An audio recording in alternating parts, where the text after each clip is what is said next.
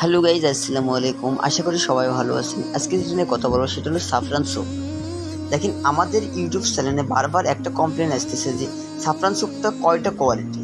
আসলে সাফরান সোপ 5টা কোয়ালিটি হয়। সাফরান সোপটা কিন্তু আপনারা অবশ্যই দেখবেন, এক একটা পেজে কিন্তু এক এক রকম সাফরান সোপটা দেখানো হইতেছে, যার কারণে আপনাদের প্রবলেম হইতেছে। ঠিক আছে, এখানে দেখেন আমার এখানে 5টা কোয়ালিটি আছে বা 4টা কোয়ালিটি আছে। আমি সব কটা কোয়ালিটি ভালোকে বুঝিয়ে দেবো। যে সাফরান স্যুপটা আপনারা বলতেছেন ভাইয়া সাফরান কেন দেখা যাচ্ছে না, আসলে সবটাতে সাফরান দেখা যাবে না আপু।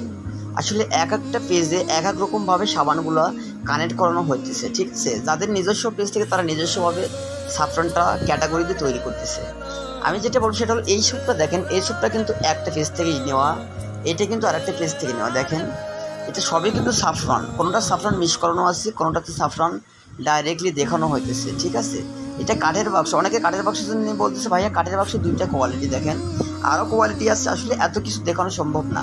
ঠিক আছে, যারা যে পেজ থেকে বিক্রি করতেছেন তারা কিন্তু নিজস্বভাবে নিজস্ব পেজ থেকে ইউজ করতেছেন। এইটা কিন্তু পিওর দেখে একদম সাফরান দেখানো যাবে।